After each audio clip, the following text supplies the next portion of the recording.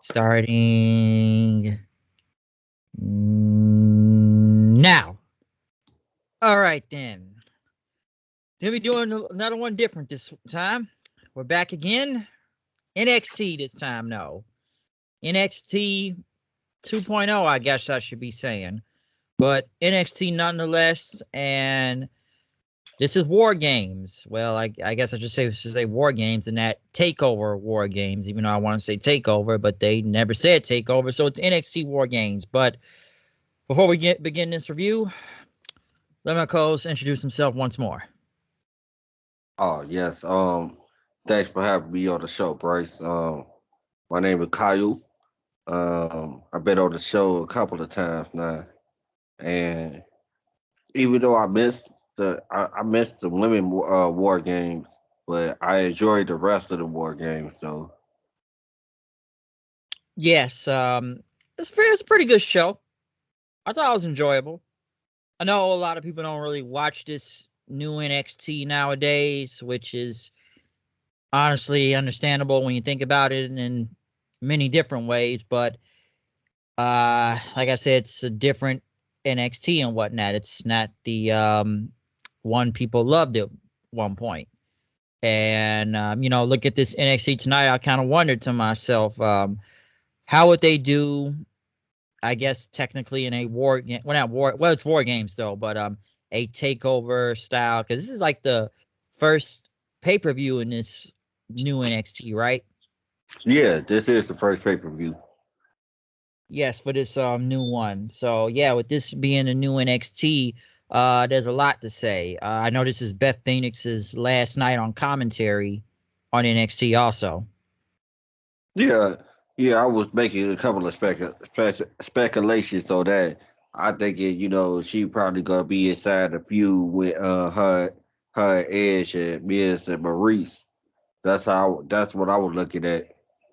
Same here. That's 9 times out of 10 is gonna happen. It's gonna be her and Edge go against Miz and Maurice because it's probably gonna be a tag match or something because they wouldn't have brought in Maurice with Miz with him just coming back and it's no more Morrison and whatnot. So they gotta have someone with Edge. So I think Beth Phoenix is gonna be showing up on Raw probably tomorrow night, possibly or sometime in this feud. So that's kind of the reason why I'm gonna say that she's done with being on NXT commentary at this point.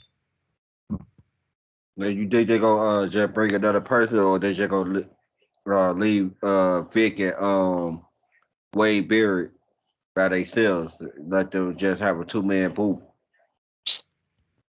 Um, maybe I would think it would just be both of these guys on commentary, but it wouldn't surprise me if they put a third person because they have put a third person on commentary many times for NXT. I think Barrett and Joseph would do good on their own. I don't think any other commentators are really that bad anyways, but knowing them, they'll probably add a third person. I don't know who, or I'm trying to see who they could really put on commentary now, but I would just be fine with both Barrett and Joseph. They're that bad. Right, that's what I was thinking too. I was thinking like I haven't heard it.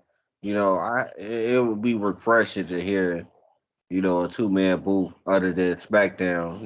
SmackDown is the only 2-man booth out of all the shows, even AEW and other other shows. They really people was really doing this.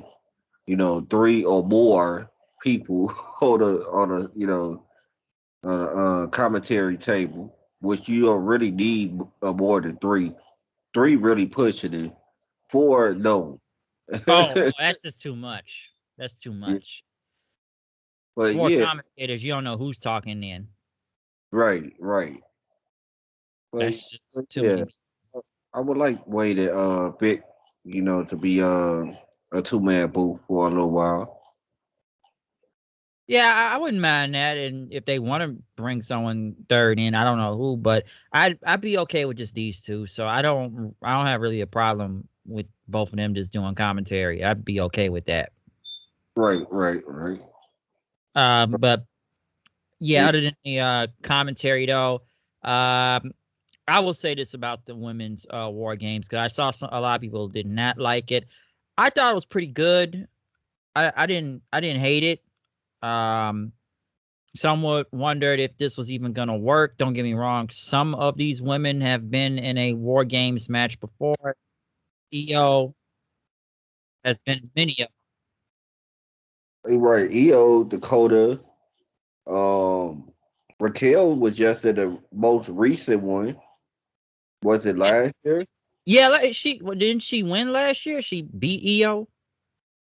Yeah, and so it was at least three of those women was inside the war game matches before. But it kind of was like the men because it was a lot of rookies people. I mean, a lot of people who wasn't never been in the war game atmosphere before. So that's what I meant by rookie.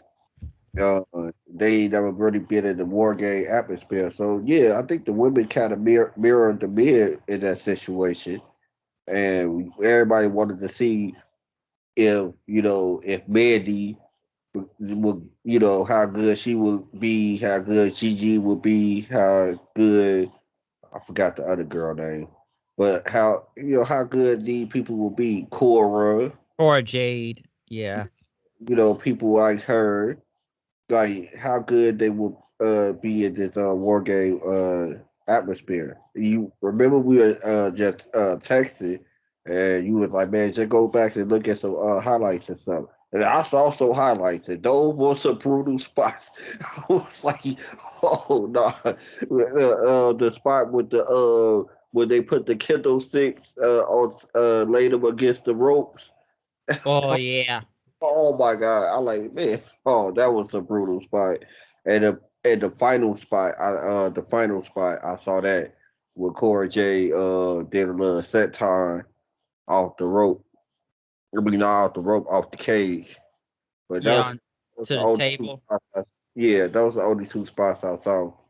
What about? Oh yeah, because I guess you missed when they had EO pop her shoulder back in because I guess they were trying to say her shoulder was hurt and she couldn't, like, it was dislocated, and like EO had to like pop it back in and whatnot, pulling her arm and stuff. Yeah, my brother was telling me about that part and stuff. But I was mad at myself for missing that. Real talk. I should have. What I was doing, I could have did earlier, but I was procrastinating, and that's what made me miss the beginning of war games today.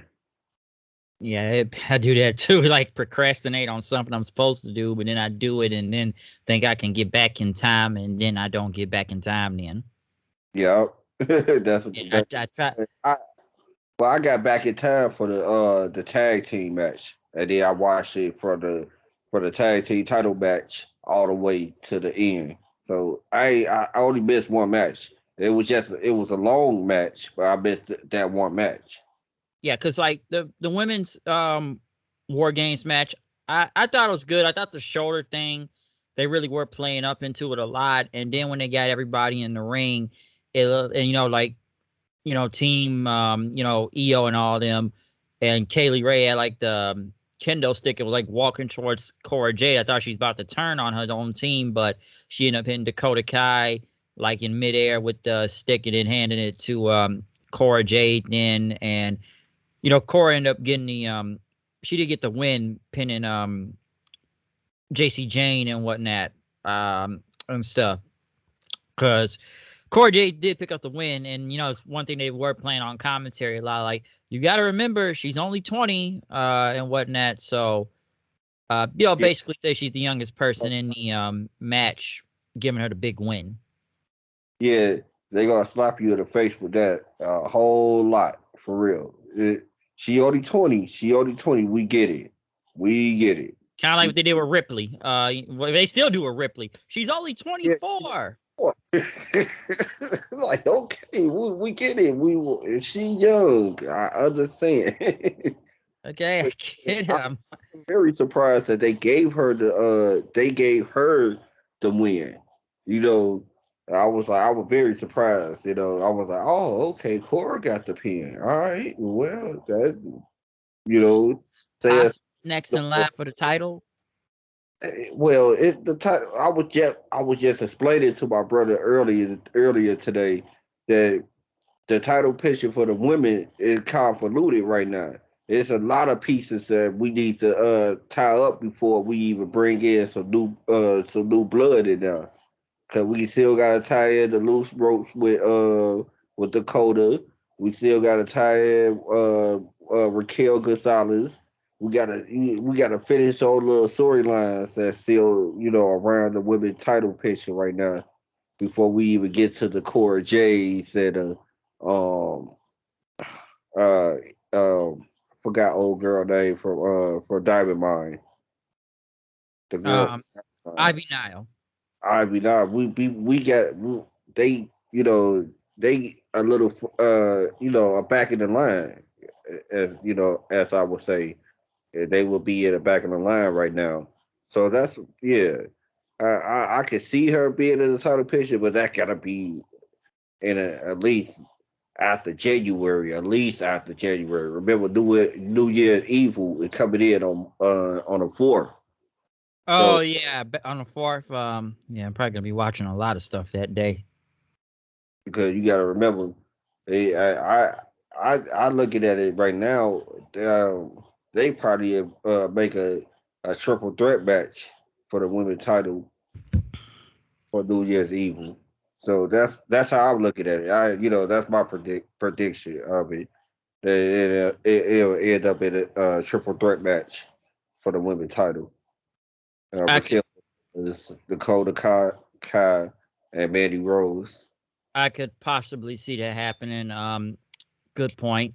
Yeah, like with the faces going over tonight, I'm not surprised in a way. I kind of figured they would because, Yeah, they've been pushing Toxic Attraction damn near unstoppable at this point. Just to the yeah. moon. They have to take it. They have to take an L. You know what I'm saying?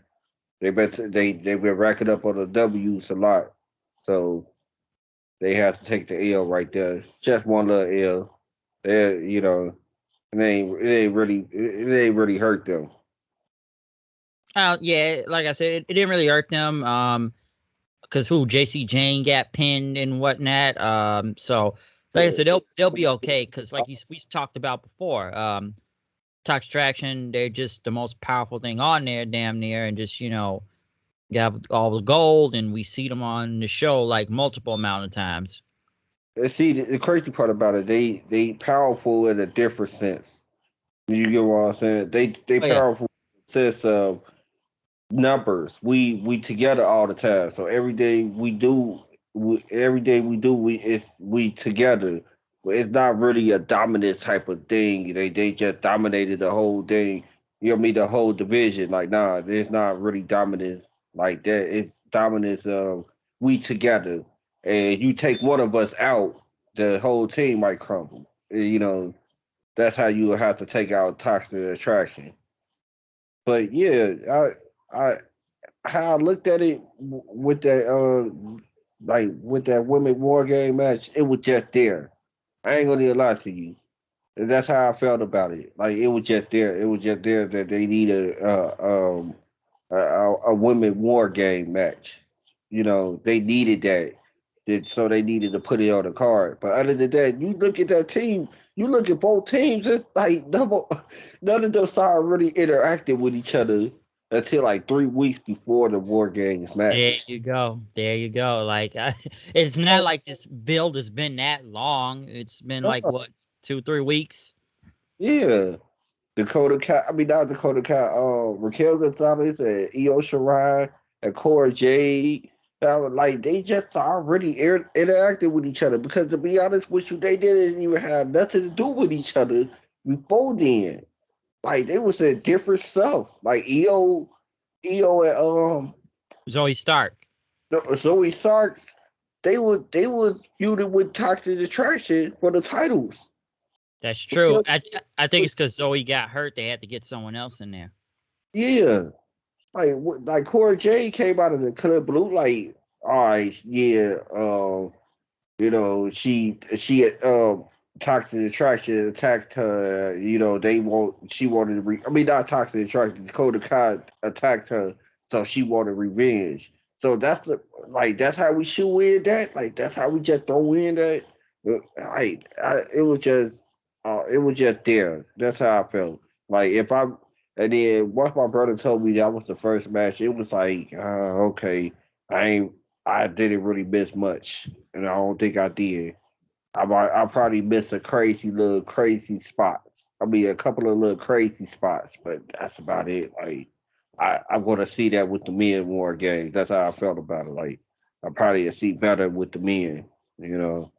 True, because like this one match went on for like at least a good 30 minutes. This women's one, so like I still thought it was good. Like I'm not shitting on it or anything.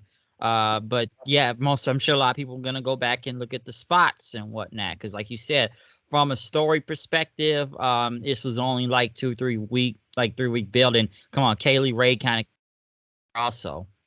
Right. She just came in. Like she just really like had her first match like 2 weeks ago, 3 weeks ago. Then all of a sudden she just in the War Games match. And like, whoa. Like, and then I just thank you for mentioning her name because guess what? With Cora Jade, we were just talking about her being in the title picture soon. Well, she gonna have to be waiting behind Kaylee Ray. For real, like she a big deal. They made sure we knew that she was a big deal. You know what I'm saying? They made sure that we knew that Kaylee Ray was a big deal. They had vignettes for her. They had her come in, win her first match, and she in a War Games match. Yeah, they made sure she a big deal, and she gonna be she gonna be in a line too for the title soon. So yeah, the women division is kind of interesting. To be perfectly honest with you, I'm not gonna lie to you. It ain't interested in no 2015, 2016 women Oh division. yeah, hell, it ain't even before this whole reboot thing and whatnot. It just Even when even when it was still black and gold, you still had a few people more. it ain't that interesting. I ain't gonna even fool myself. It's interesting, because I'm kind of surprised at what they did with the women's division. People probably would thought that it was gonna be it gonna turn into crap after they put the title on Mandy Rose. Everybody thought it was gonna turn into crap. It really did it. It actually, I'm going to give it a little bit more time. I'm kind of interested to see what they're going to do with this. What they're going to do with the Toxic Attraction. Who gonna be the next in line? Who gonna take the title off of Mandy? You know what I'm saying? So I'm kind of I'm kind of interested in what they're gonna do with the women's division. Yes, because like you said, they're gonna most likely keep the belt on Mandy for a very good minute and whatnot. Because like you talk about the division before, it was kind of like how was this really gonna go? And is this Mandy toxic attraction thing gonna work? It seems to be working. Some people still think it's not, but it has been working as it seems to be. Because like I said, it's just it's a different direction now. From the people that were in the black and gold, and some of them have already been fired at this point. But they're trying to, weed in a lot of the new talent, even though I still don't think a lot of them are ready. But this Mandy thing, like I said, it's a big reboot, especially for her, because when you think about it, come on, what the hell is she doing on the main roster? She wasn't doing anything on the main roster, so that's why when she came to NXT, we didn't really think much of it. You know what I'm saying? We didn't really think much of it when she came over there. We were just thinking like, Mandy Rose, what's she gonna do here? We just thought she was gonna be somebody manager or something. We didn't think she was gonna be the NXT Women's Champion. Like, whoa, are I you? think Whoa. I think once the reboot happened, that's when the whole they start, okay, we gotta put the title on. I think if it was still the black and gold thing, I don't think it would have gotten this far. because her in ring ability not was not up Sanders of the of the Oscars and the Amber Moons, and even Dakota Kai. You know what I'm saying? Her wrestling ability is just okay. It's subpar. It's like it's actually mediocre, as you ask me. So it's like she just does enough to make a decent match. So yeah, it wouldn't fly with the black and gold back in Oh, just a year ago. You know what I'm saying? It wouldn't even fly. true. And I'll admit she's slightly gotten better That's what nowadays mediocre. Yeah, it's and whatnot. okay. But it's almost like, hey, now she's got dark hair, so we got to put her at the top. Basically, some would say she's almost like 10 times hotter now because of black hair. I, I ain't gonna lie to you. Mandy is one of those it wouldn't even matter what the color of her hair is. She's still She going to would be hot either way. right either way. But yeah, like I said, I'm interested to see what's going to happen with this women division. But Yeah, because like you said, Toxic Attraction, they still got all the gold right now. So and there are a lot of challengers being set up for the title. So like I said, we'll see where this is gonna keep going and whatnot. Because like I said, who's gonna be the actual one now, especially with Toxic Attraction still at the top of the game, well, in NXT right now. Because like we said before, man, they get a lot of TV time. yeah, I mean, yeah, they had you look at it before they got the gold, but like how they got this, why they get it this much TV time, but why they now they got the gold. We know why they got the TV time. They got all the gold. So they're gonna have to, take up the TV time when it comes down to the women division because they are the women division, because the gold is on them. Yeah, So and it's yeah, like I said, yeah, and it's like I said, the whole dark hair thing. You go black, you don't go back. But yeah, you get my point though. But yeah, we're gonna see what happens next though. But like overall though, I thought it was a pretty good match. all right. But next though, on this show, we did get That yes, I know they had a promo in the back. I know it's gonna be a lot this tonight, but they had the black and gold team in the back, and I remember Ciampa telling Gargano, "This is your night tonight. This is your moment." it was a lot of foreshadowing. It was like we already knew what the contract situation is with Johnny. Like he only signed like a week, just to do this match, you know, and I think Kyle O'Reilly only, he I don't even think he really signed anything yet. You know what I'm saying?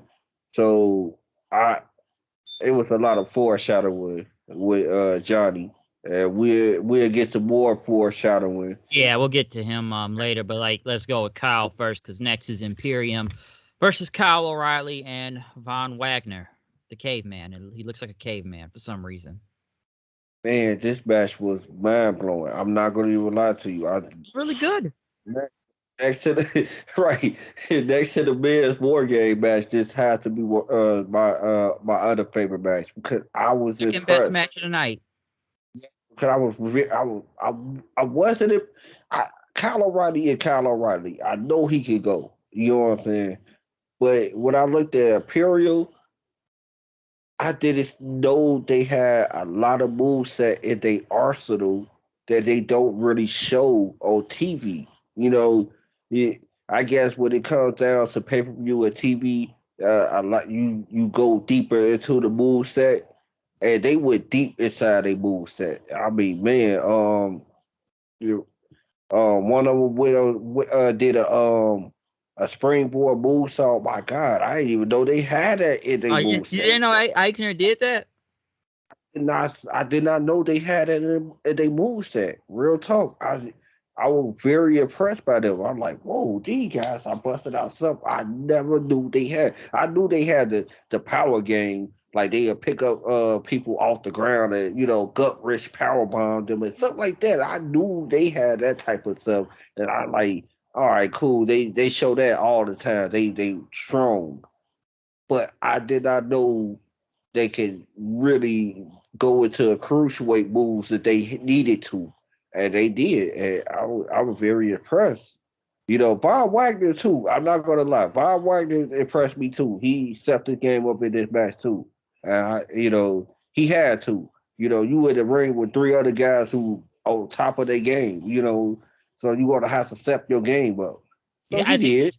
he showed out better. He did show out tonight. He definitely did because what we've seen in him ever since he's got here, he's just been pretty It's just bland. very, very bland. The gimmick bland. His move set is bland too. It's just your basic. I'm a big guy move set. Big boot, power slam.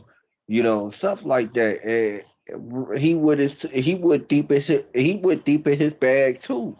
And I was impressed by him too. Um, but Imperial came out with the win, which wasn't surprising at all. The I match, I did first I of all, did like the finish. just what you just say. I said I like the finish. Oh yeah, me too, me too. But what I was going to say about the match was, people wasn't expecting no title change because the match just got booked this past Tuesday. You know what I'm saying? So I I didn't expect the title change. I just think once again there was another match that needed to be on the card. Like, oh well, we need to fill out the card. We usually have 5 matches, Got to for the put NXT. somebody on here.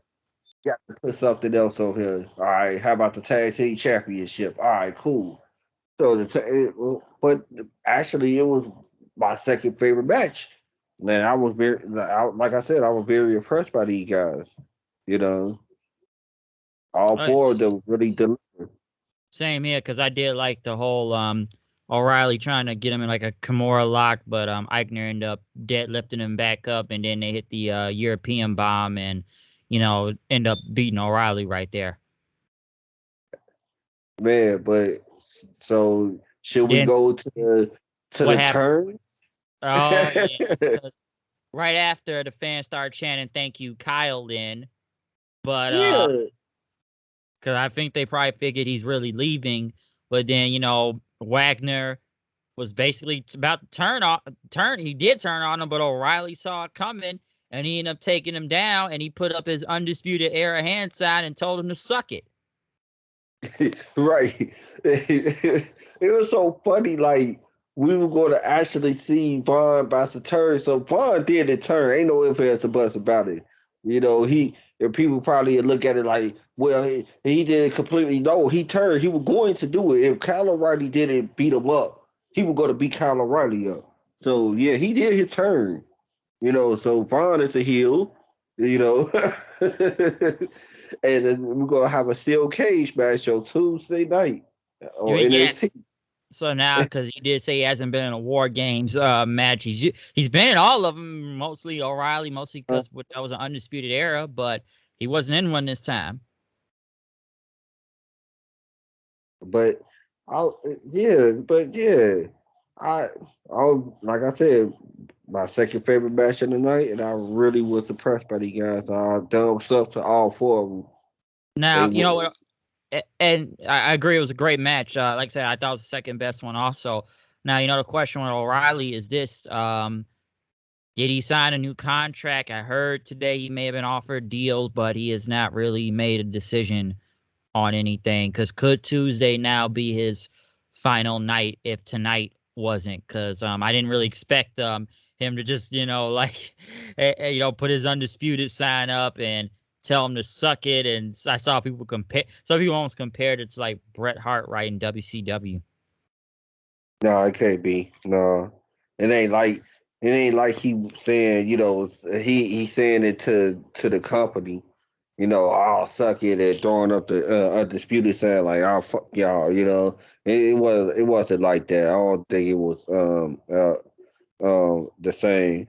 I can't say it's the same. No, it Nah. Hey, I wouldn't go that far. It wasn't. It was He better not to see a saying it to black the gold company. bitch. What Brett did at WCW, where he wrote WCW in the air. He would basically say he would basically put it up the middle finger to the company, like, y'all was trying to screw me, f y'all, WCW, but it's not the same, and I don't think these guys have any ill will towards the company, especially Johnny. I would ask my brother. We gonna get to the war games. I keep on talking about it before we get there, but I'm just gonna say this point: and how they were booking the match in the war games. I really, I really question myself. Like, are you sure Vince McMahon is booking this? Because they is giving Johnny a farewell, the farewell treatment. Like, they booking him great inside his war game. They giving him the whole nine. Like, are you Oh sure Vince yeah, McMahon? Like, and we're Vince, we're gonna get to that. my bad, but I yeah, get what you mean. I mean, I understand, but like, yeah, we gonna get to that though. Like I said, they did a lot, and it almost made it feel like he may be going. So we gonna get to that though in a few minutes. But yeah, with O'Reilly though, I don't know if Tuesday may be his final night on here. We don't know if he signed a new deal. We don't know if he is going to AEW and just basically damn near reforming Undisputed Era. When you think about it. right. He, man, hey, man, I wouldn't mind seeing it. Yeah, I'm like I said, like Kyle O'Reilly did all what he could do in NXT, to be perfectly honest, eh, except for eh, the NXT championship, which he not gonna ever get. So he might as well cause he might as well leave. If to be honest with you, but it ain't like. See, here's the thing. My bad. I know you trying to get in. I'm sorry about that break, but I want to say this one thing.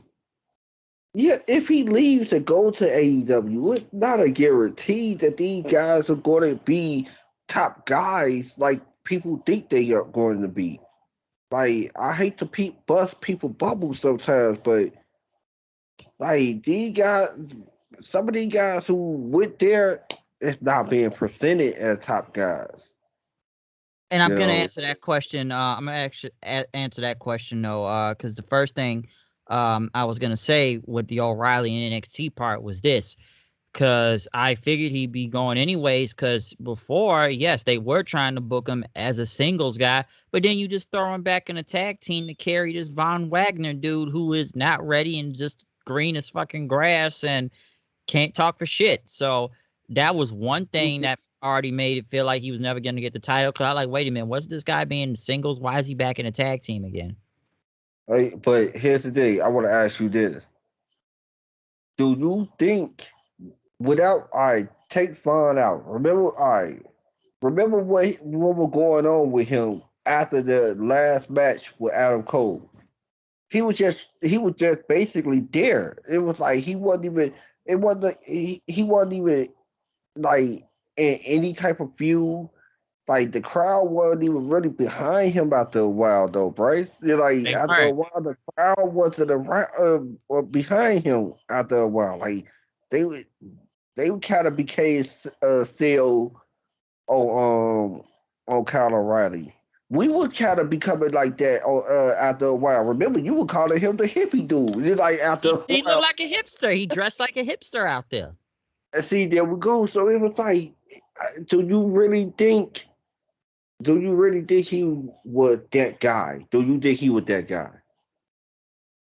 I don't think he was that guy. I feel like he could have been if maybe a little bit more time, but I feel like it just needed to be more of a change. But because like he looked kind of like a hipster. The guy like he was trying to be cool, but like he wasn't really cool all the way, and it just felt like he was still more mid card. It felt like than being main event guy, which they tried to. They really did. I'm not saying they didn't, but it's just once he was on his own and whatnot, it just something about it just wasn't really clicking all the way. One week I remember when he came out, like he dressed like Orange Cassidy's third cousin out there. I remember that week. He did look like Orange Cassidy, and that's what I'm like. Not talking about the looking like Orange Cassidy, but that's what I'm saying. Like at first, I believed that he could, that he could have been a made a big guy, but I guess I was seeing it. I was seeing that during the Adam Cole and Kyle O'Reilly feud. I guess because of that feud, I I saw him as a main event guy. But you got to remember, it take two to tangle, and that other partner could make you look good. And by him being in the ring with Adam Cole, I got that kind of made me think that he could be the main event guy too. But I know Adam Cole is just that good. I ain't saying nothing. I'm not taking anything away from Kyle O'Reilly. He good, very good. But I'm just saying about him having that feud with Adam Cole that kind of made elevated him, in some people's eyes as the main eventer. And after that feud, he wasn't really elevated at that main eventer. Yeah, because I felt right after Cole, something about it just wasn't clicking, and it just kind of a little bit through time, he didn't feel like, almost to that main event level spot. He looked like a guy you see standing in Starbucks then, but and whatnot. But it just felt like these feuds he was in was just kind of, it just wasn't clicking. It just didn't feel like he was a main event guy on his own. It just something about it wasn't working. So I guess maybe that's why they put him back in a tag team and whatnot. But I didn't think he needed to be carrying somebody at the same time though. You're So right.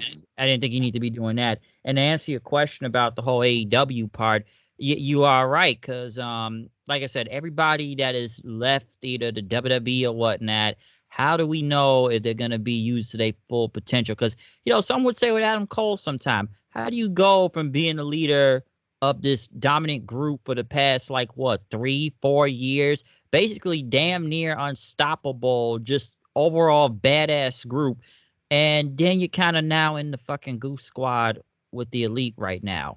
Which don't get me wrong, it's not like we know he's teamed with them before and whatnot before he got to NXT, but and stuff. But it's almost like you look at the differences between both Cole and AEW and NXT.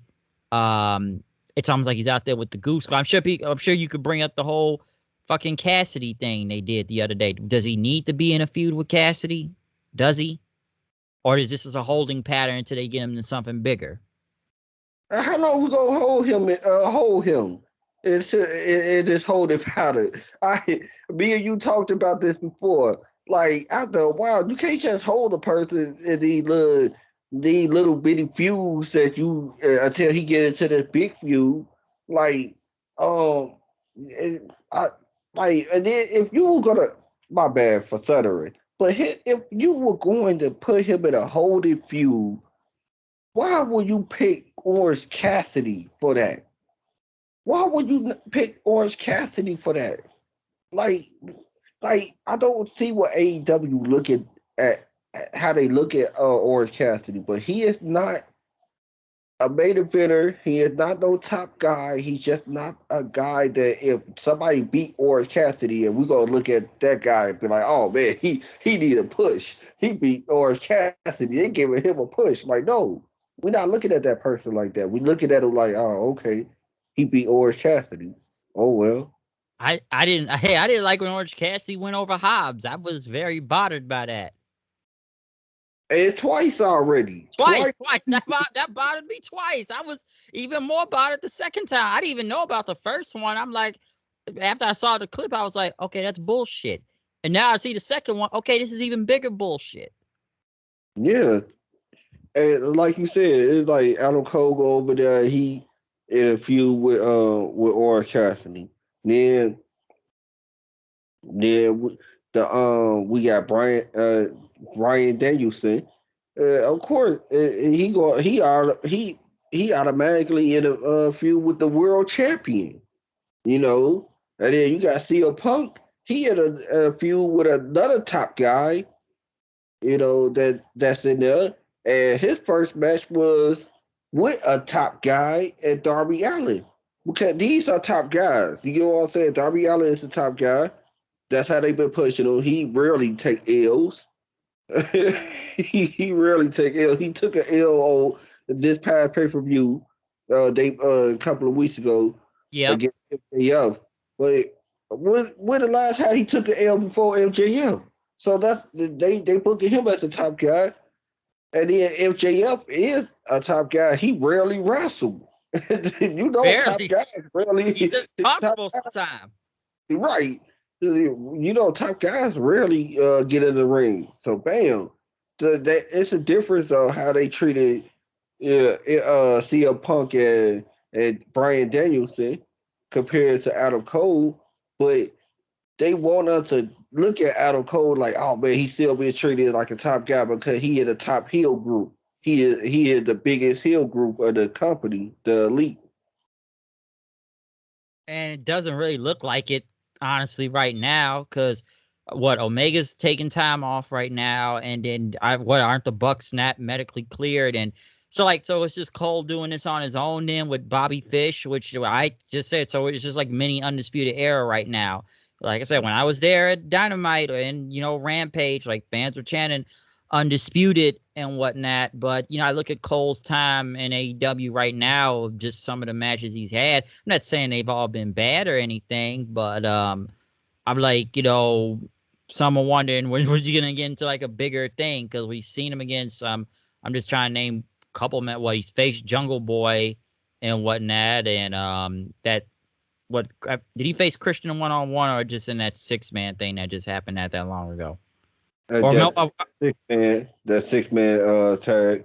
because I think we've seen Cole more in a lot of tag matches, mostly with the Young Bucks and whatnot, but and stuff. But some wondered. Like I said a few minutes ago, people question, how do you go from being this top fucking group, guy in this dominant group who's kicked everyone's asses for the past 3-4 years, held all the gold, like I said, damn near god level unstoppable. And now you're kind of in this, which the Elite is supposed to be a top heel group, but damn near kind of a little bit of a joke squad at the same time too with the Bucks.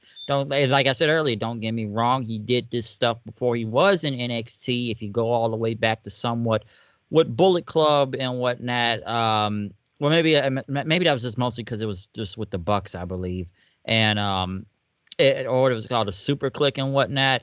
But some will wonder, when's he gonna do something big? Why are we in these comedy type of things right now? Because I'm sure a lot of people, either you're gonna like it or you didn't like the whole whatever segment they did with Cassidy, or even if you was at that show in Chicago in Rampage. Does he really need to go, like does Orange Cassidy need to really be taking him to the limit? Right, and there we go. But here's the thing: they built up Orange Cassidy to the point that he could do these matches. He could take people to the limit because how they built him is we supposed to look at him as a top guy. That's how we supposed to look at him, according to them. But we don't look at him like that because one, he don't look like one. Two, he just not that guy. His his character don't scream top guy. You know what I'm saying? It's the gimmick. It's just the gimmick. And like I said, Cassidy is an acquired taste. Okay, like you said, you can't put the world title on the guy. Um, like it's kind of tough to explain, but he's an acquired taste, in my opinion.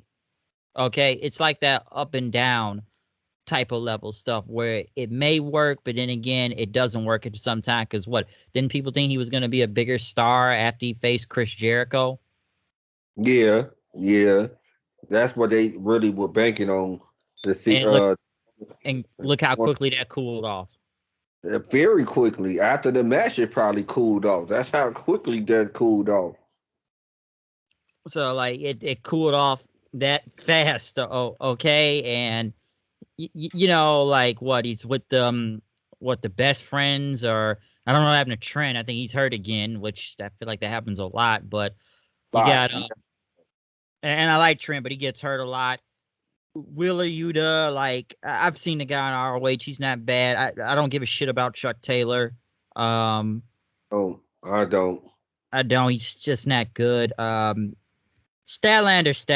So it's whatever. But you know, like I said, like with Cassidy, like it's just an acquired taste. That's the only thing I can really go on. But people thought he was gonna be this big star, and I'll say this too. This is not a shot, and I'm sure I know my friend's gonna be listening. But he says, "Well, you need to go and look at PWG Adam Cole." And I said, "Did this match happen on PWG then? Like, I hope it was that great. If you say it's gonna be that fire of a match." I mean, here's the thing Not with a that. shot. Just I, saying. I know he's I listening. yeah, I understand. I know it wasn't a shot. I understand what you were You'll saying. meet him soon enough. But I understand what you said. But here's the thing, like, yeah, that match might be as might be good back when they were wrestling for PWG. Probably so. But at the same time, here's the thing. No matter how good the match is going to be, that's going to be the bad part about the situation is no matter how good the match is going to be, nobody is going to see not Adam Cole, Orange Cassidy as a top star. It's just not going to ever happen. It's just not. You can't come to me with soft kicks and then want me to take you seriously. Your hands in your pocket. This super nonchalant attitude. Like, how you want me to take this seriously? Like, how you want me to take this gimmick serious? It can't be taken seriously. It just can't be. Don't get me wrong. He's over with the crowd, not taking it away from him and stuff. And he gets a laugh here and there, gets a laugh out of me here and there. But I'm not gonna sit here and act like he's a top fucking guy now. I'm not gonna go that far. Back to something right quick. I want to go back to this past Wednesday night where he got jumped. All right. Now this is a serious situation that he's in, right? Am I right? He Yeah. decided to want to do the soft kicks to the chin. Now I'm over here confused.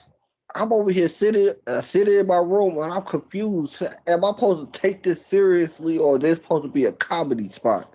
Because this looked like it's a serious situation where he getting jumped by three niggas. You know what I'm saying? Like, I was just so confused at that. I didn't know how they want me to react emotionally.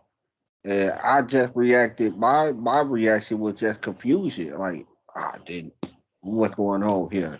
He get he know he about to get jumped, but he gonna get the soft kicks and then turn around and try to do the soft kicks to the young bucks. Like, hold on, you ain't even taking it seriously. Like how I'm supposed to take it serious? And that's the reason why he'll never be a top star because things like that. At least like if you were gonna be in that type of situation, you were gonna fight back hard, punching them or something. Nah, you want to do the comedy kick. Like, all right, I'm really not gonna take this feud seriously.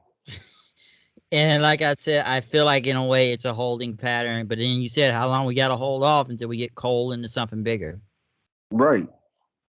So But that's my, like when you said with O'Reilly coming. How do we know these guys going to be really positioned near the top? I'm sure everybody will be happy to see Undisputed Era back again, but still though, like how far are these guys really going to go at the top? Like O'Reilly and Fish, they'll be Red Dragon again and whatnot, but are they really going to be like that top level like they were in NXT for the past few years? I don't I don't think so. I really don't think so. Eh, what AEW kind of remind me of, Bryce, is they don't want to people don't want to say this, but like backstage wise, I ain't talking about presentation wise, but backstage wise, they kind of remind me of a nicer version of WCW. It's a bunch of nice guys. Don't get me wrong, but it's a bunch of egos back there. I hope everybody knows this. There's a whole bunch of egos back there, and everybody gonna be wanting that top spot or near the top spot or in that position. So you can't give it to everybody, but everybody gonna want it, and that's gonna be the demise of AEW. I ain't saying they're gonna break down or they're gonna be they're gonna lose the company battle with WWE or anything like that. I'm just saying it's gonna be a lot of people who gonna want that spot. There's gonna be a lot of people who not gonna want to lay down. There's gonna be a lot of people who eh, not gonna eh, who gonna see themselves as a top star. Adam Cole see himself as the top star. Kenny Omega see himself as the top star. The Young Bucks see themselves as the top stars. So it's a lot of egos back there. I want to know how they gonna manage those egos. Yeah, because even I would say, Cole and Omega, I could at least see as top stars. Bucks, I don't know about that one. I know you said they see themselves as, but I'm Yeah, sure everybody was thinking, I don't know about that one. they not. Don't get me wrong. I'm just speaking on how they look at themselves. You Oh yeah, know, and they look at themselves as top star. Even they boss look at them as a top star. He would have never put them in an EVP position if he didn't look at them as a top star too. But here's the thing: how you gonna sell us? You supposed to sell us that they top stars. And I wanted to say something about the AEW fans that this would bring us back to the AEW fans. Remember, I was telling you a while ago, they different. They very different. They want the product to succeed so much. I do too. Don't get me wrong. It ain't like I want them to fail, you know, but they want the product to succeed so much. They will cheer on anything. They will boo anything. I mean, they will boo things that they supposed to boo. They will cheer anything. Only thing they only thing they going against right now that they don't like is Cody. Other than that, they would cheer on something like Orange Cassidy and his stupid antics. They would boo the Young Bucks even though they don't really have no real true serious heat because they never did anything to really build heat, you know. the But Bucks confuse me at this point. but you get what I said. They'll go along with the show. You know, oh, okay. We want AEW to be the top promotion so much we will cheer on the crap that they give us. You know what I'm saying? Oh Eh, yeah, I see it. Some would say it's disgruntled WWE fans that Yeah, they are. Bingo. Boom. You hit it right out the park. They are disgruntled WWE fans. They the WWE fans that got ran off because they guys didn't want to get it to push. So yeah, they are those fans. That ran off with Cody. You know, they the fans that Cody brought along with him when he left. I, you know. I I wonder where they at right now, especially with the ratings going down. Oh no, they still there. They the ones that still there. The other guys who dropped off, the other guys that they was like, oh yeah, this AEW ain't really my thing. I drop off on this train on this bandwagon. I ain't with this bandwagon no more. But the ones that he brought with him are still there. The diehards are there, Bryce. They are never gonna leave. Oh I yeah, promise you that. oh They yeah, they could put on the worst show ever, but they will try to sell us. They will try to tell us, "Oh man, it's one of the best shows that the AEW ever did." yeah. I see it on Twitter half the time. Yeah, I see it on Twitter too, and that's why sometimes I take a break on Twitter because I try to go back and forth with them. I try to like saying. With AEW fans, they force you to try to like this stuff, and that's why some of the that's why when you were saying the ratings are going down, I think half of that reason is the AEW fans because they try to force you to like this so much that we like, man, skip it. We don't like it, and we ain't trying to like it, and then we just drop out. That's how it be. Well, I almost did that a couple of times, but I actually enjoy AEW. I ain't saying it's like the best show in the world or anything like that, but I enjoyed some of their content. They said they got some of my favorite wrestlers over there. Ryan Danielson, that's one of my guys. I grew up watching Christian. So, he wasn't right my favorite, but I grew up watching him. I grew up watching Matt Hardy, so I'm gonna watch that. Chris Jericho. So Yeah, Punk. Let's see a Punk my favorite, these are guys I like. So I'm gonna stick around. And It's the guys that I like are in storylines or and angles that I enjoy. So at least that, good thing. because, like, other than, I'm sure Dave Meltzer on the payroll giving them any high star rating they can, which doesn't make sense. It's like this. I like AEW, but I'm not gonna kiss ass though. If I like it, I'm gonna say I like it. If I think it sucks, I'm gonna say it sucks. I'm not just gonna kiss ass and whatnot. I don't do that. Right, Like I right, said, I like them, but I'm not gonna sit here and act like they're perfect all the time. right. If it sucks, I'm gonna say it sucks. That's the thing. So that's what I would say about that. But other than that little rant we just went on right there, especially going to Kyle O'Reilly, what's next on this show, huh? We went to Legado del Fantasma, basically talking about Zion Quinn. Basically what Electra Lopez saying that she's a grown woman and basically Mackenzie should mind her own business. I was just about to mention that. I made a joke earlier. I was talking to my brother earlier, and I'm like, what you mean, man, your business? Man, your business? Your business was out televised. It wasn't like McKenzie went into your dressing room or anything, or caught you. I mean, sneaking up on you and while you was in your private moment, it was on TV. So of course, like she asked you that question. That was so funny. I love that part. The Cruiserweight Championship is next. No, the barber hair versus hair match was next. Oh, my bad. I am so sorry. Cameron Grimes and Duke Hudson.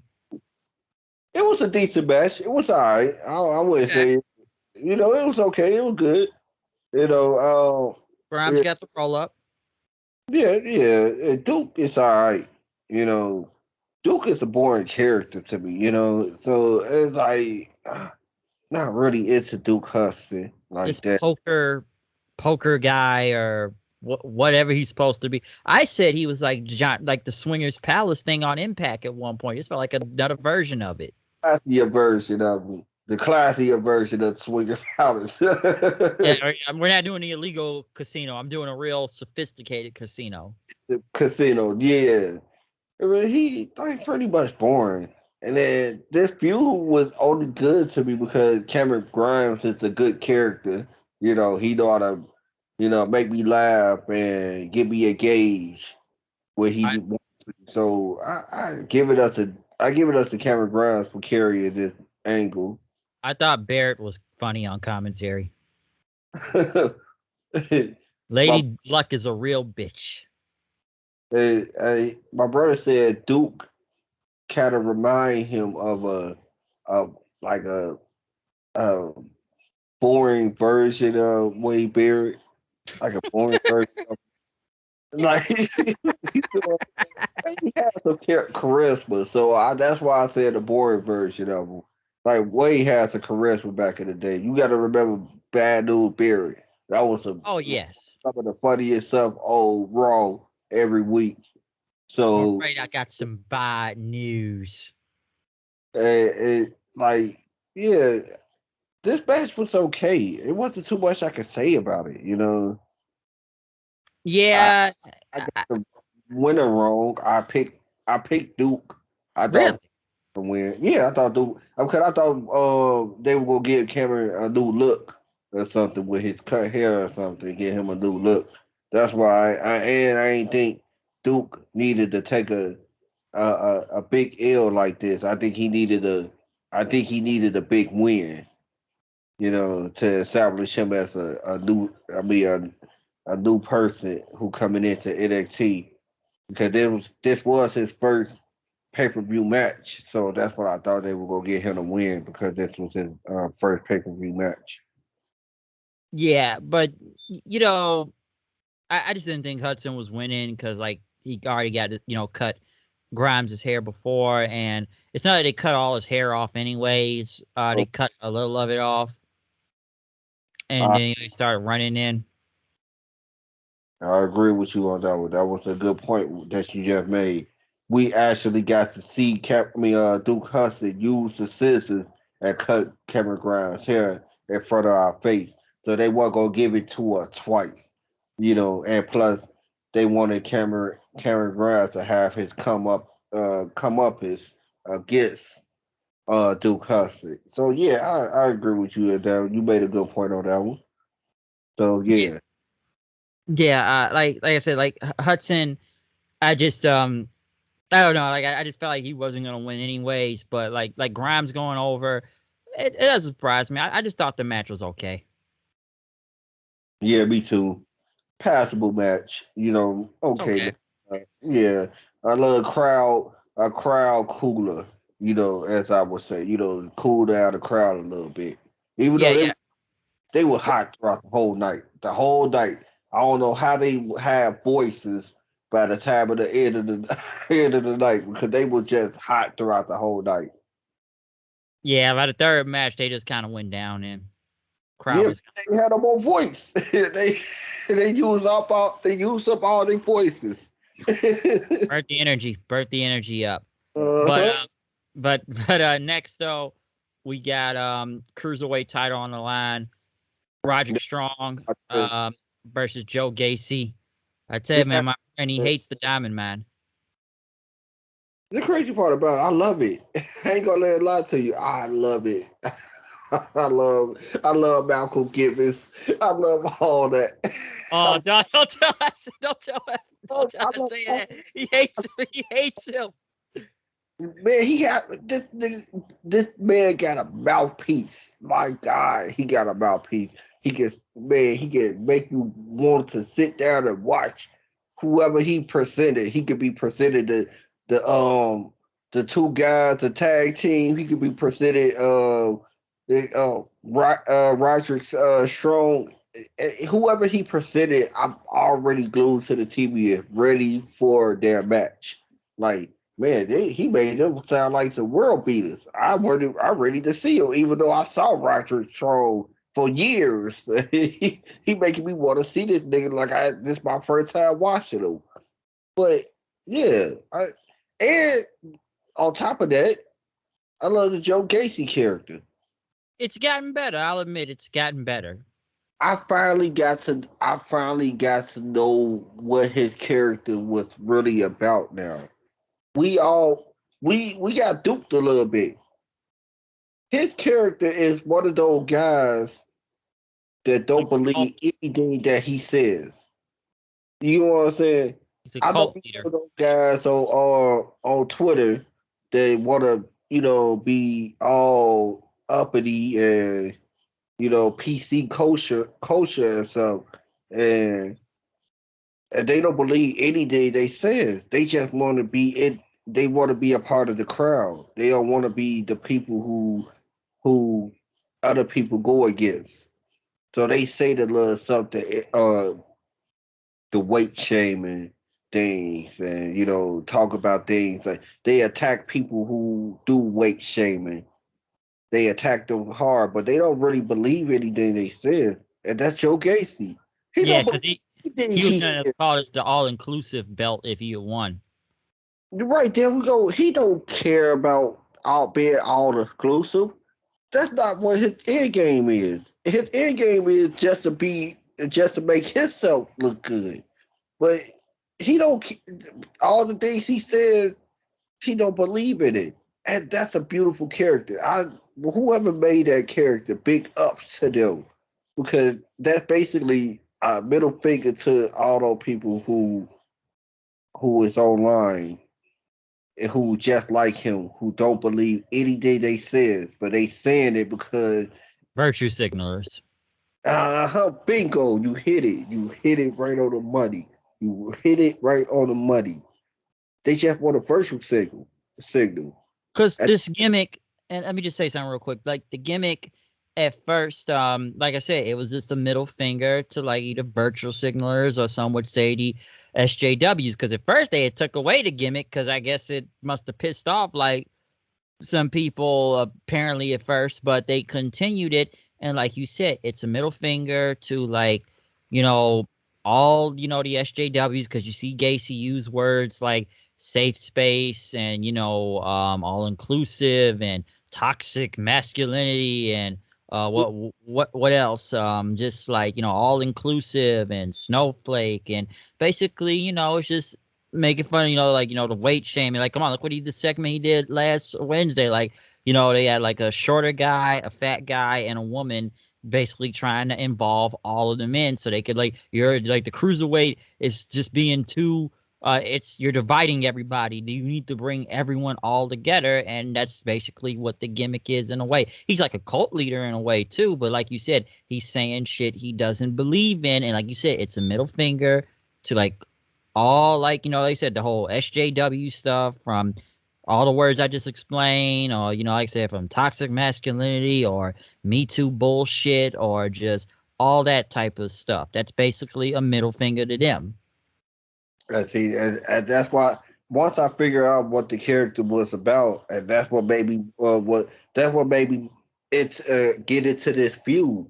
And I'm like, man, this feud it was only a 3 week. It's only a 3 week old feud, but but those 3 weeks they had me intrigued. All day segment they had me intrigued about it, and Even so though both of these guys are supposed to be heels. there we go. But one would be more heelish than the other. And you which one with that? That was Joe Gacy. Yep, And and that, what's his bodyguard's name? The guy that was supposed to be looking like Brock Lesnar at one point, Brock too. Um, I forgot his name. Arlen, because now they shaved his head. Now he looks like Schnitsky 2.0. Man, he looked very imposing.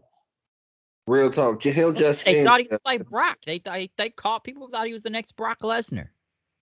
he looked like he is a big man. But yeah, the match was good though. To Pretty be good. honest with you, they gave both of them some time. They gave Roger at the beginning. Then Joe started using his power against Roger because guess what? He do got like at least 40 pounds on Roger. So he started using his power and he could move in the ring like he's some type of smaller guy. You know what I'm saying? So I'm like, man, this boy can go. This man can go for real. And I really was enjoying them. I really enjoyed this match. This was my third. I ranked this one as my third match of the night. It was this cruiserweight match right here. And we all know about Roger Strong. We know he could go. One of the best out there. Yeah, I So got the end of heartache and whatnot. So I don't know if this feud is over, or maybe it's probably gonna have more on it you know, should. Tuesday and whatnot. I don't know if they'll do a rematch for the title and whatnot, because some people thought like, okay, if it becomes this all inclusive belt, so what anybody in any division can wrestle for it now. It almost reminds me of the if that even happens, the open weight title of New Japan and whatnot, the open weight belt that kind of is like all divisions and whatnot. Or hell, I don't even want to say it's like the X division title, because X division was always like no limits and stuff like that. But I don't know what they really would have done if they had Gacy win the belt, because we saw on Wednesday what we're gonna start doing next, intergender matches then, which I doubt they would do, but you Yeah, know. WWE is super against it, which I agree with them. And here's the thing. Remember, I remember like a week ago, I was talking to you about how women can go into the men division and it can feel like an accomplishment if the women win the men title. Like it was an accomplishment when China won the Intercontinental title, but it was a joke with Harvey Woman. Whippleman won the women's title. So it's like I don't want to see it because on the simple fact it's only going to elevate one and it's not going to elevate the other. It's not equal here, you know. That's true. And it looks like they try to do that more nowadays, especially with women trying to win more men's belts and trying to make it look like a very big accomplishment and whatnot, which, we've seen it with some people already, which I feel like is run not that really good, honestly, and it's kind of hurting more in the long term and whatnot. Because I Yeah, get you want to probably do it for shock value, because I could bring up Tessa Blanchard as an example. yeah, that's the biggest example. Actually, that's the biggest example because now here's the thing. Yeah, you went to one company as the world champion, not the women's world champion. You the world champion. Now let's just say you go into another company and they just say you strictly going to be in the women's division, but you feel like you can win the world championship. You not gonna do that type of stuff in the WWE. We're not gonna put you in a match against Drew McIntyre and have you go over on Drew McIntyre. That's not gonna happen. You're not gonna go against Big E and have you go over on Big E. That's just not gonna happen, Tessa. So that's what I'm saying. It's kind of hurt her in the long run because she became too big for the women's division after a while. She couldn't just go back to the women division Impact. That that's crazy. You get what I'm saying, right? Oh yeah, Like, yeah, and it didn't work in the long run, due to other reasons and whatnot, and well, yeah, she just basically tried to, get out of the company anyways once the pandemic happened, and didn't want to give the belt back or stuff like that. So it was a whole. I'm not gonna go in that whole story right now, but come on, we saw what happened and everything, and it was mostly a bad idea, honestly, to begin with. I wasn't really for that idea anyways, and whatnot. I knew it was gonna happen, but I never said I was down with it all the way, and I knew people that just stopped watching Impact after that because they thought it was fucking stupid. yeah, I mean, man, Like, I know she could go. Don't get me wrong. yeah, Now, and stuff. So, like, don't get me wrong, it's in a better spot nowadays and whatnot. But like with the Tessa thing, no, like you said, like she couldn't really go back to the women's vision after that. Like, who was really gonna beat her and everything. So, yeah, and whatnot. So, like, when you look at it, it did not work well for anybody in this situation. Well, we see how stuff's not really working out for Tessa Blanchard nowadays anyway. Well, she's in Glow, but ain't no other company really checking for her. yeah, that's the sad part about it. She actually a good talent, and actually could go with that ring. Actually, she could talk on the mic. She Yeah, got. she can go. She's great talent, but I she mean, lost man, herself.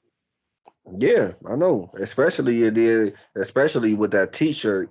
Like, oh, okay, Tesla, you pushed it.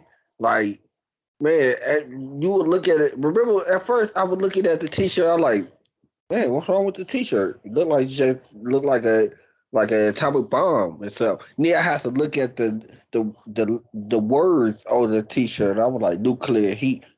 No, you did it. You making fun of the fact that you got nuclear heat over something that some people say you would say stuff racially.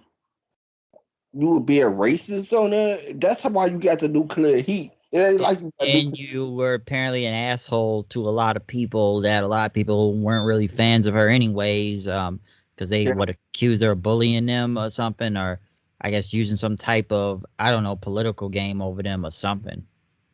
that was dumb. So you know what I'm saying. So you don't remind people of that. You get what I'm saying? You just don't remind people of that type of thing. But that's what she did and kind of put herself in a bigger hole. But enough about Tesla. Kind of going on to the next part though. Like I said, good match for the cruiserweight title. But now we move into the main event though. Uh, NXT versus NXT 2.0, Black and Gold versus Nickelodeon, um, color brand. But yes, Tommaso Ciampa, Johnny Gargano, Pete Dunne, and LA Knight versus 2.0, Carmelo, Braun Breaker, Carmelo, sorry, my bad, Carmelo Hayes, Braun Breaker, Grayson Waller, and Tony D'Angelo. Man, And the Gargano thing, like, let's kind of go back to that, especially the way they had Gargano out there, because with the entrance, like they brought back his old theme song, the Rebel Heart, and he had like his gear was like a mixture of all his takeover gears all in one. I see. That's what I'm saying. You can't. Somebody else booked that match, man. You couldn't tell me that Vince McMahon booked that match, or if Vince McMahon had anything to do with that match. He didn't have nothing to do with that because you can't tell me that everybody else that came up to the main roster and you changed them and you took everything away from them that made them cool to NXT because you didn't watch NXT and you know all about Johnny and you help him have um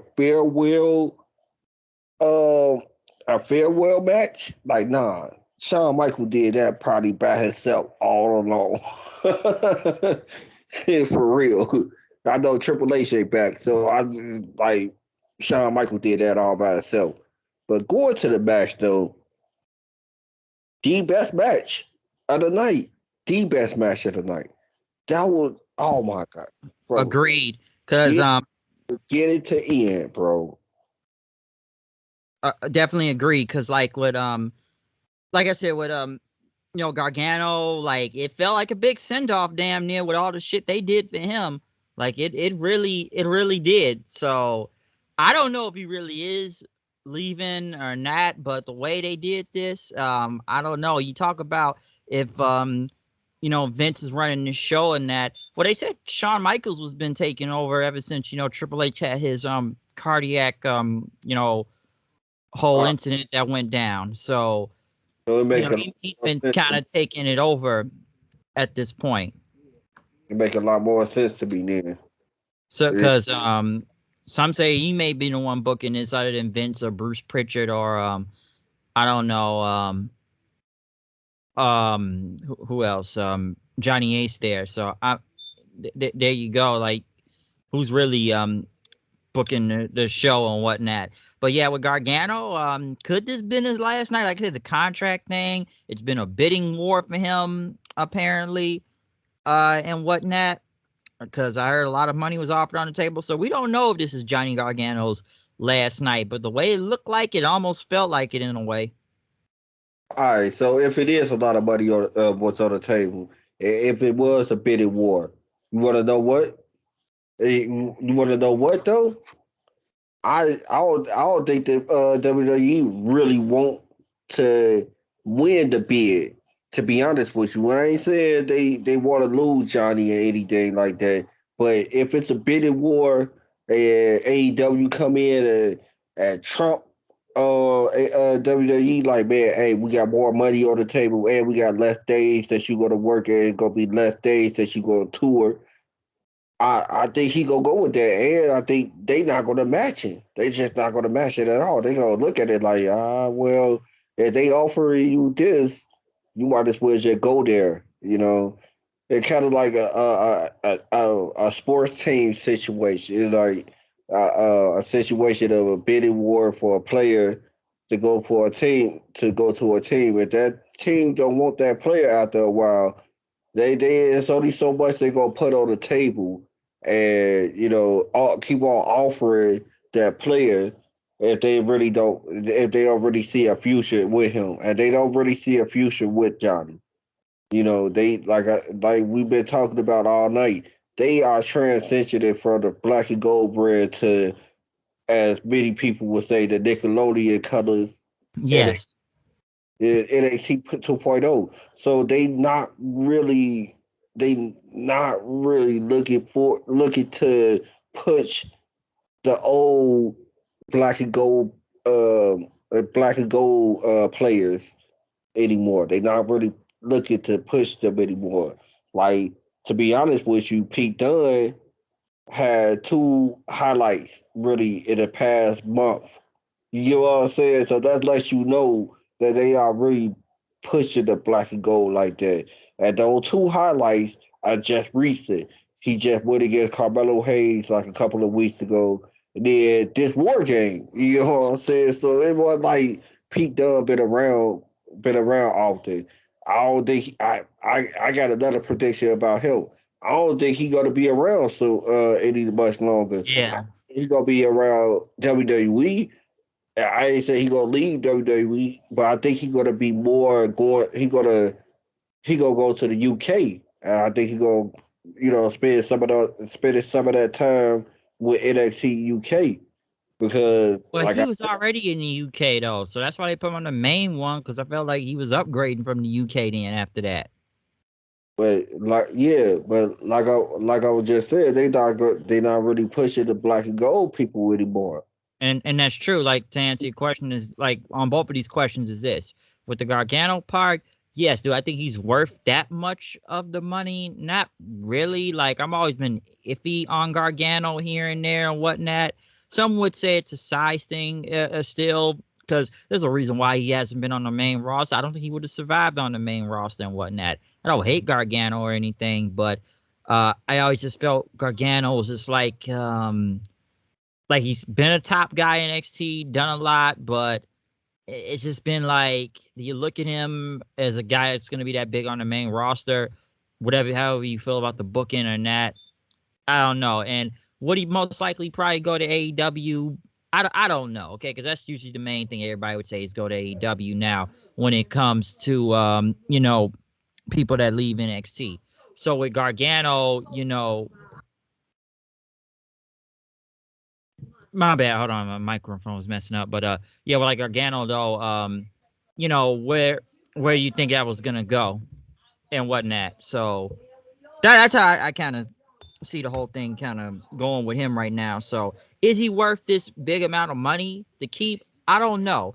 And the whole thing with the black and gold brand, yeah, I said this since Halloween Havoc. Okay, I felt like it was a winds of change, like a change in the process.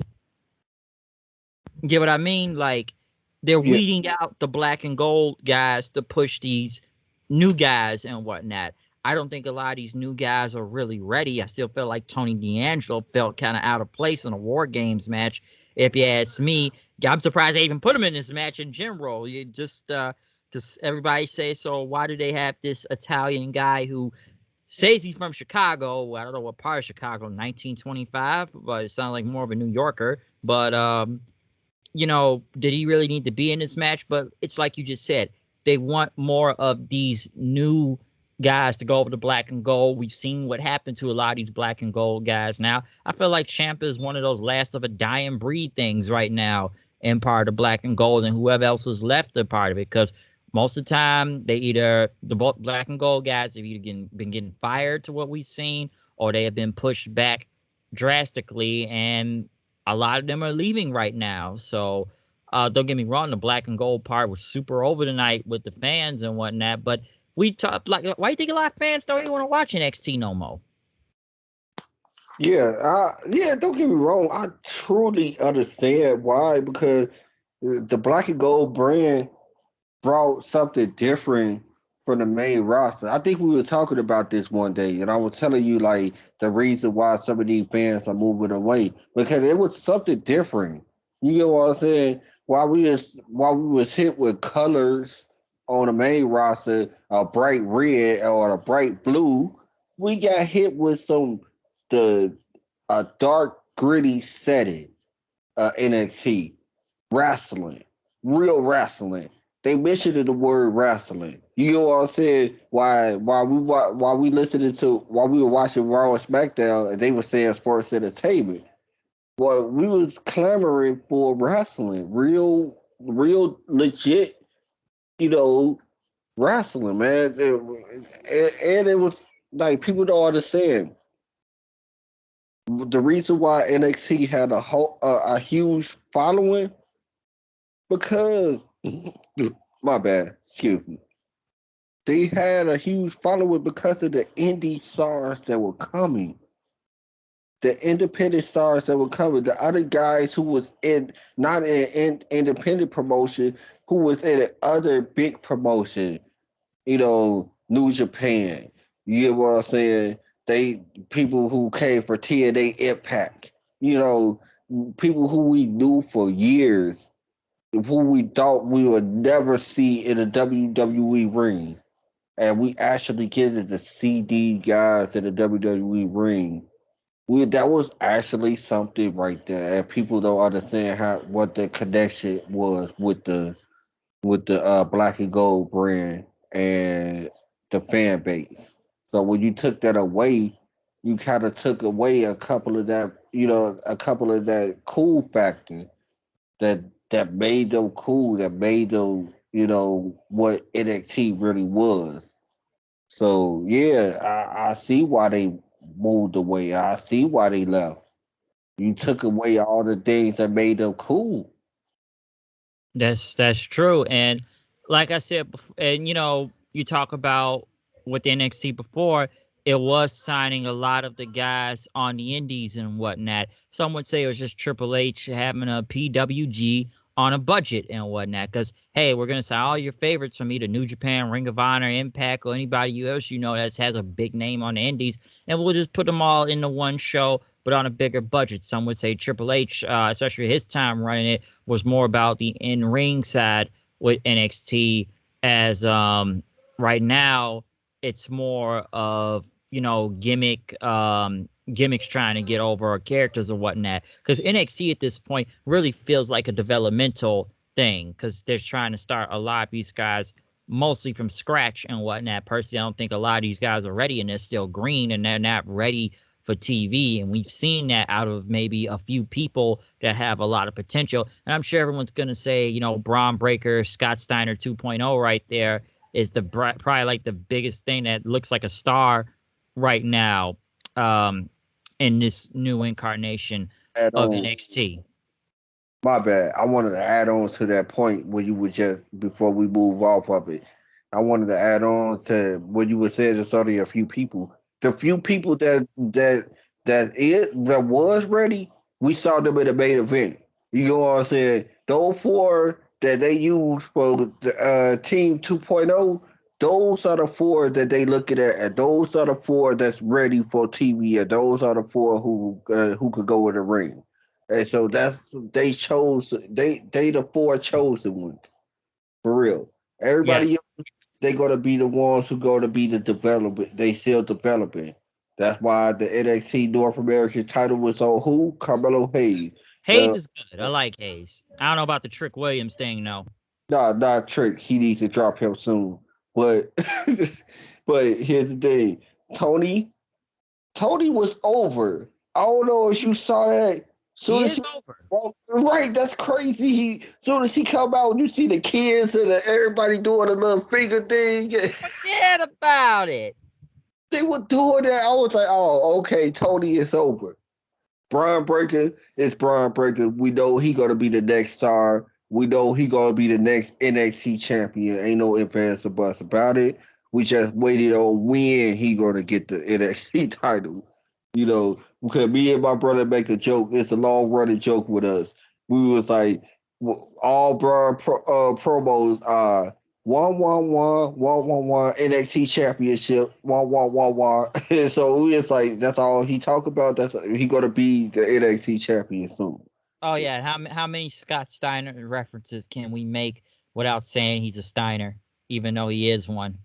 We can make all the jokes, like many references from the math promo to big, what they call them, big, like what was it called, the big bad booty daddy, but the big bad booty nephew, and doing the Frankensteiner, and dog face gremlin, but puppy face gremlin, Chucky. Come on, they brought Chucky there. because he fought Rick Steiner.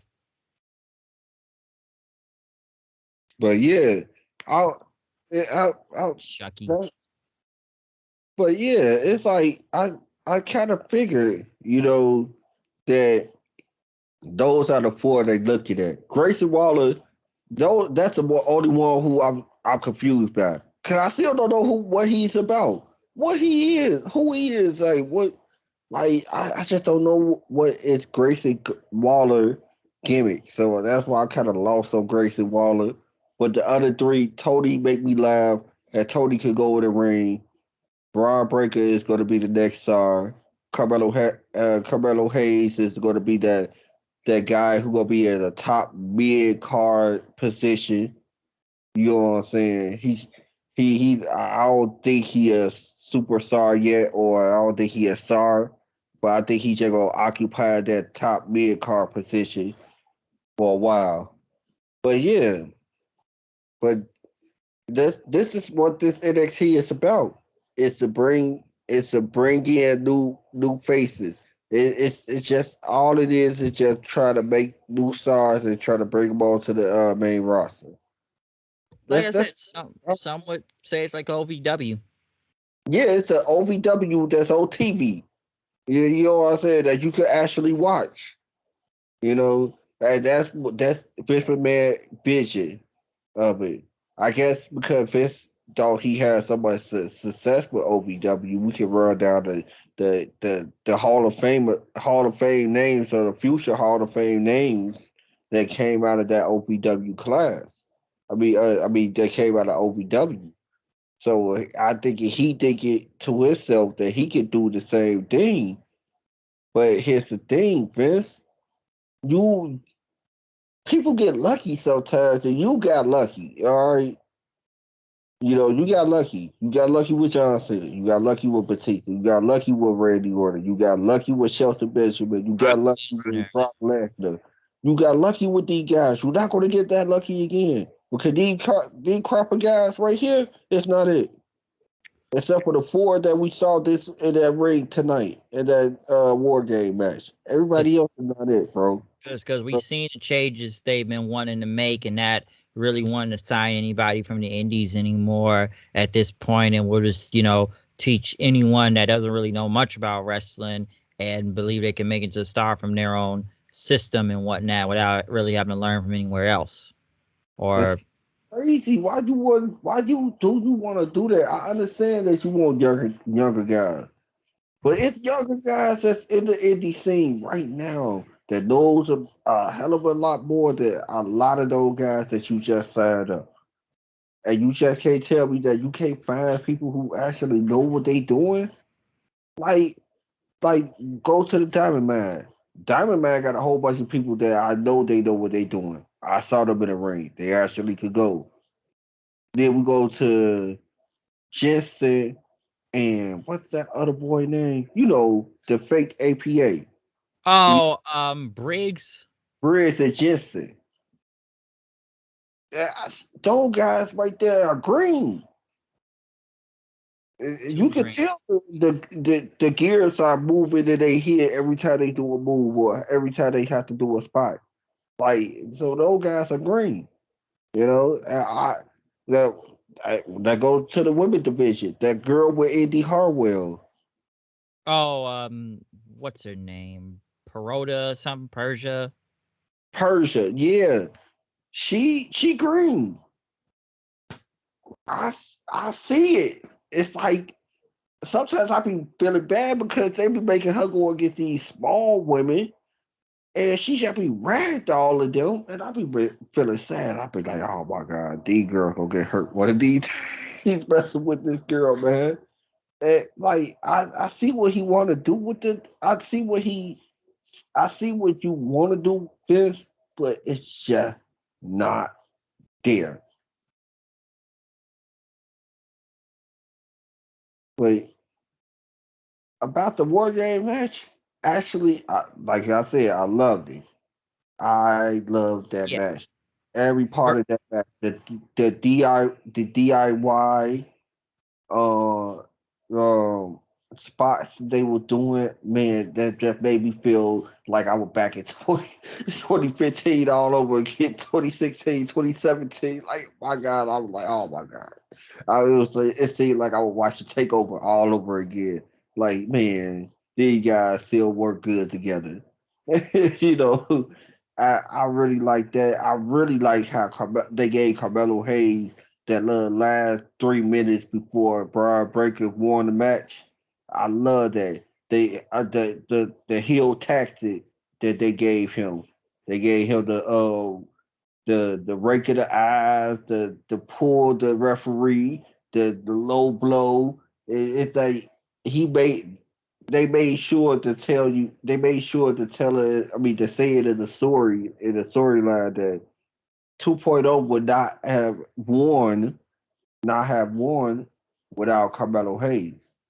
And that's I really like that part. I like that. Of course, I like that Broad got the win. If you're gonna push the star, if you're gonna make a big star, he gonna have to win. He gonna have to have a pinfall. He gonna be the one who said it. Who was Yeah. saying it. So yeah, they they really mapped this match out. It really was a good match. I couldn't really complain about it. Yes, because in rebuttal to that, yeah, gotta agree. It was a really great match. I enjoyed it. There was a lot of brutal spots in there. I did like when Dexter Loomis even came from under the ring and chased Yeah, off Trick Williams. I like the DIY back together once again and doing the DIY kick. I actually thought it was gonna be over from there. I thought they were gonna get the win. There was a lot to like from it. The table spots looked brutal. I don't know why they got a crowbar in there, but they had that. Oh, Just had it. Tony had it on the side. He had it on the side of the cage, and he pulled it out from the side of the cage and brought it in. Did like a neck breaker and wasn't that? My Oh, God, man, man, I think the two people who gonna wake up with this, with like all eight of them gonna be sore when they get up in the morning. But the two people especially who gonna be sore is Pete Dunne and Grayson Waller. My God, they when we talking about spots, Grayson Waller would take it every brutal spot that Pete Dunne was doing to him. The finger in between the steel cage, in between the cage, where he was bending his finger back. Oh my God, that looked so brutal. Then the Kendall, I mean the sepal his finger with the steel chair. Oh man, he was doing a lot of brutal spots to Gracie Waller, oh, and was doing it. Will getting some spots in too, the especially belly, the belly to belly it table was just spot. about That to was one say, of the most brutal ones. eh, did he land on that table? I think he landed on that table when it wasn't set up. When Braun Breaker did that belly to belly into the other ring. I think he landed on that table. I was like, oh man, who put the table right there? It wasn't set up. It was still laying down, and he landed on that table. I was like, oh yeah, that was kind. I knew that had to hurt. But other than that, like I really enjoyed this match. They really I did. That was the best. You know, part of the whole show. It was great. It was enjoyable, like you said before. The new guys was pretty much going over. That was mostly seen coming anyways. I thought the black and gold brand was low key about to go over though for real, but once I kind of figured that table was set in the corner, I knew something was gonna happen and whatnot, and Breaker getting the pin over Champa for the for the win and whatnot. It's like I kind of said earlier though in this whole review, I kind of thought Gargano would be taking it though, since he possibly may be leaving and whatnot. We don't know that all the way yet, but not he a lot of possibly may. not a lot of people win they farewell match. They don't. You know what I'm saying, especially with WWE. They all a lot of people don't. It's a lot of people who have that wrestling old school wrestling mentality that they rather Put the go other out. guy over. You know what I'm saying? So I think Johnny got that mentality too. Like I'd rather go out on my back, even though he wasn't the one who took the pin, but he, that's how it was. But Okay. that match was very good, very Yeah, very. unless my bad. I was gonna say, but yeah, unless we see him Tuesday, then we'll see what happens. With all that, then we're gonna see what the possibility is gonna be.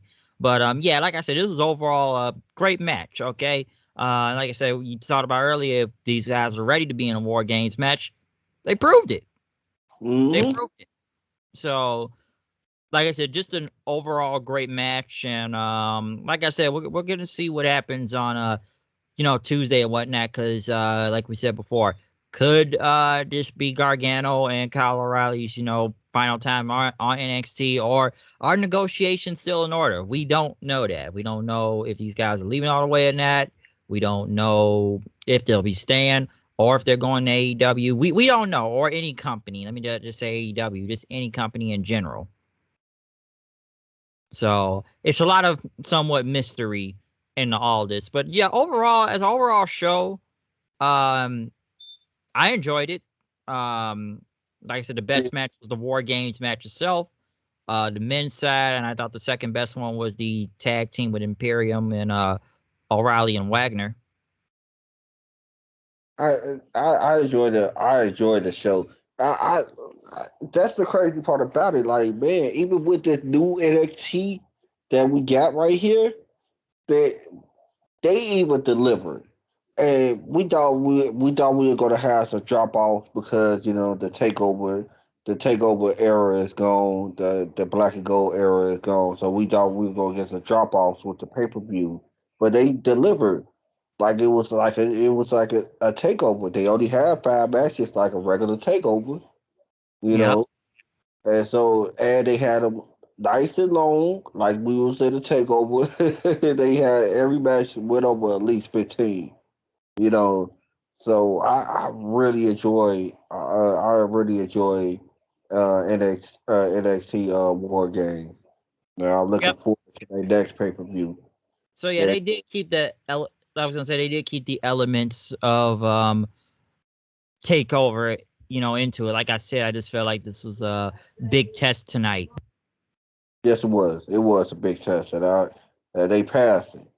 Now I ain't saying they passed it with flying colors, but they passed the test. You know.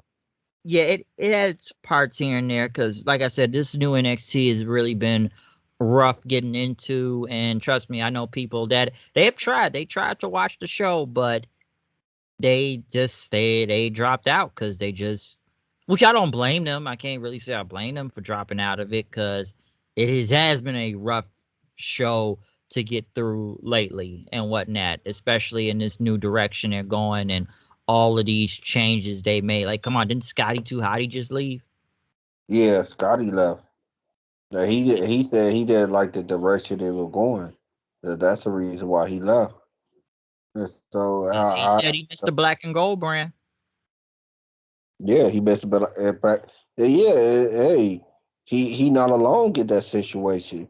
There's a many of people that dropped out of black and gold, but I, I'm sticking with it. I'm sticking with it because on a simple fact that if I like the main roster, I'm sure I'm probably gonna like the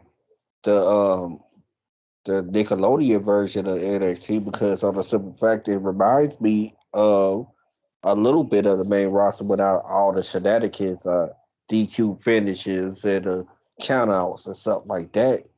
But yeah, like I said, I'm still gonna give it a chance. I'm still gonna be with them and see what's going on. You know, what you were gonna say? I was gonna say, yeah. I said, well, we'll see what happens. Like I said, they just debuting new guys every other week on this show, and we've seen that lately. So Uso's third brother on there, and what was his name, Solo Sokoa, and just guys we've never really seen before in general. So, like I said, it's trying to give it a chance and whatnot, but it's still got a ways to go and whatnot, especially in this new era of NXT. So I don't know, man. Maybe it'll keep working well. I'm not really sure, but at least this War Games did turn out pretty good. I do miss Regal saying War Games though, but this didn't turn out bad though. It did. It did.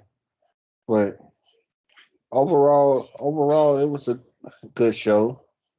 Yeah, And it was overall good. I liked it. So it wasn't the worst. I think the weakest match was probably the hair versus hair match. yeah, there was. I would agree on that one. It was the weakest one, and not to everybody who listening. We not saying it was a bad match. It was just the weakest one out of all five of the matches. That's all that we are saying.